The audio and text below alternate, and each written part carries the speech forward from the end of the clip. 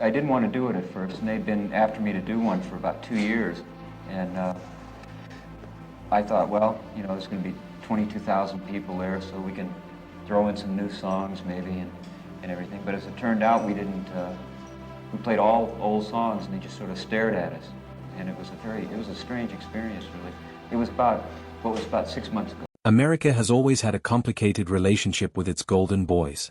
We build them up, we watch them fall, and then, sometimes, we discover that the story didn't end where we thought it did. Ricky Nelson is one of those stories. To most people, he was a teenager with a guitar and a smile that could stop traffic, a boy who grew up on television and somehow became one of the biggest music stars of his generation. But when that DC-3 went down in a field in Texas on New Year's Eve 1985, most people assumed the story was over. The fame had faded.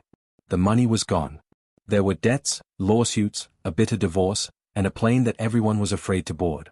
It looked like the sad ending of a once brilliant career, except it wasn't an ending at all. What unfolded in the years and decades after Ricky Nelson's death turned out to be one of the most remarkable financial resurrections in the history of American entertainment. His children, who inherited what appeared to be a sinking ship of debt and legal chaos, eventually walked away as millionaires.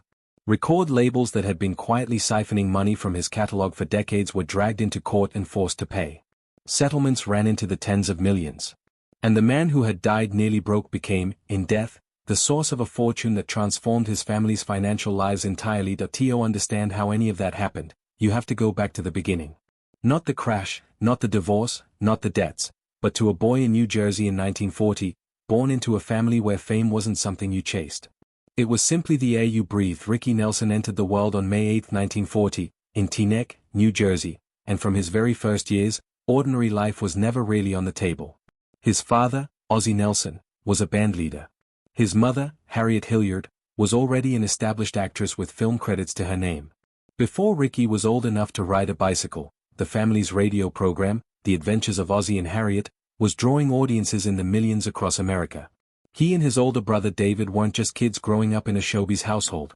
They were, in a very real sense, a product. And Ozzie Nelson, who was both father and producer, understood exactly what that meant. By the time Ricky was 8 years old, he had joined the radio show alongside his brother.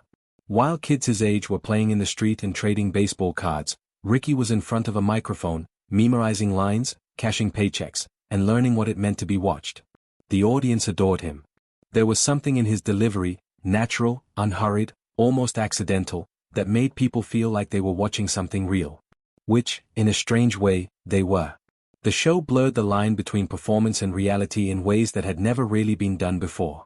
The Nelson family was playing themselves, or a polished version of themselves, and America couldn't get enough of it. When the family moved to Los Angeles and settled into a house on Camino Polero, even their home became part of the mythology. Fans drove past just to see it. The walls that should have contained private family moments instead held rehearsals and script readings. Ozzie ran the household like a production company, and the children were employees as much as they were sons. It was a unique kind of childhood, privileged in many ways, but also profoundly strange. Ricky also battled asthma during these years, which kept him indoors frequently, away from the physical freedom most children take for granted. That forced stillness shaped him in ways that would show up later in his music. A quietness, an introspective quality, a tendency to observe rather than shout. But then came 1957, and everything accelerated beyond anything anyone had anticipated. Ricky was 17 years old when he performed a version of Fats Domino's I'm Walking on the family's television show. The response was immediate and overwhelming. Girls across the country were transfixed. The single sold over 1 million copies, and suddenly the boy from the TV screen was something entirely new. A teen idol, a heartthrob, a pop star in an era when that concept was still being invented.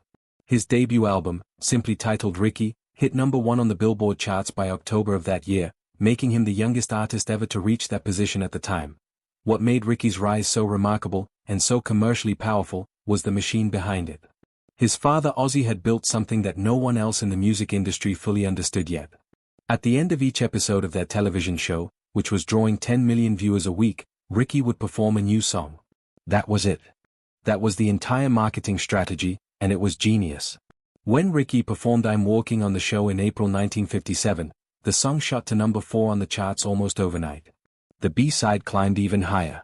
The exposure was unlike anything a record label could buy, because it didn't feel like advertising. it felt like family. His contract with Imperial Records was equally remarkable for its time. He secured $50,000 guaranteed over 5 years, plus an unusual degree of creative control over his recordings and artwork. For a teenager in the late 1950s, that was essentially unheard of. And the music kept coming. Between 1957 and 1962, he placed 20 songs in the top 40 on the national charts. Only Elvis Presley had more hits in that same window. When Poor Little Fool was released in August 1958, it became the very first song ever to top Billboard's brand new Hot 100 chart, a title that, by definition, could never belong to anyone else. History had been made, and Ricky's name was permanently written into it. He also proved he wasn't just a musician. In 1959, he starred alongside John Wayne and Dean Martin in Rio Bravo, earning a Golden Globe nomination for Most Promising Newcomer. He was everywhere, doing everything, and doing most of it remarkably well. The money flowed in. The fan mail piled up. The international fan club swelled to 9,000 chapters worldwide. For a few extraordinary years, Ricky Nelson wasn't just famous, he was a genuine cultural force, a figure who defined what American youth looked like to America and to the world. But fame at that scale has a way of building pressures that eventually find a release, and for Ricky Nelson, the cracks appeared gradually and then all at once. In 1963, he married Kristen Harmon, the daughter of football legend Tom Harmon and the sister of actor Mark Harmon. The wedding was rushed, Kristen was already pregnant, and the marriage began under a cloud of obligation rather than uncomplicated love. Still, the public saw what they wanted to see, two beautiful young people from famous families, building a life together. The reality, as it so often is, was considerably messier. Kristen had grown up surrounded by money and expected to continue living that way. Ricky, whose own father had kept him on a tight allowance despite his considerable earnings, was now expected to fund a lifestyle that expanded faster than his income could keep pace. Homes, private schools, luxury cars, designer everything, the spending never paused. And then, in February 1964, the Beatles arrived in America. Their appearance on The Ed Sullivan Show didn't just introduce a new sound, it fundamentally restructured the entire music industry. Ricky wasn't the only casualty, but he felt it sharply. His song For You, released that year, barely scraped into the top 40. The audiences who had once lined up for Ricky Nelson were now screaming for something with a British accent.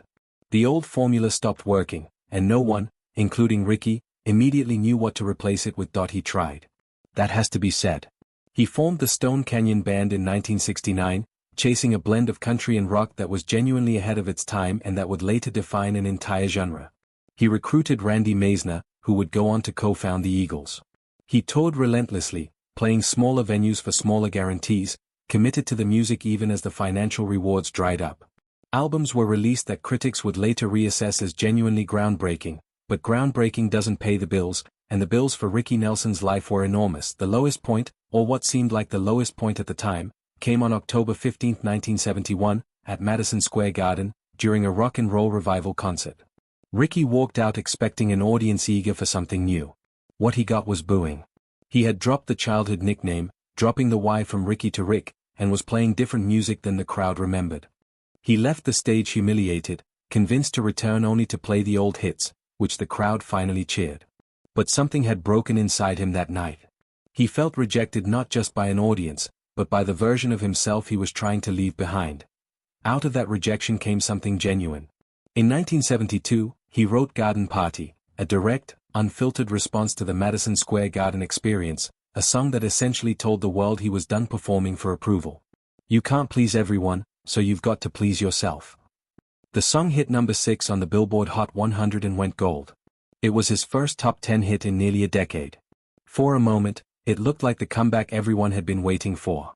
But the follow-up singles didn't connect, the record label grew frustrated, and by the mid-1970s, Ricky Nelson was playing amusement parks and taking minor television roles just to keep the lights on. His marriage, meanwhile, was collapsing in the most painful and public way.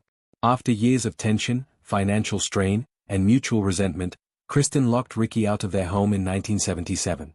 The divorce that followed was drawn out over 5 years, consumed more than $1 million in legal fees alone, and left both parties emotionally devastated.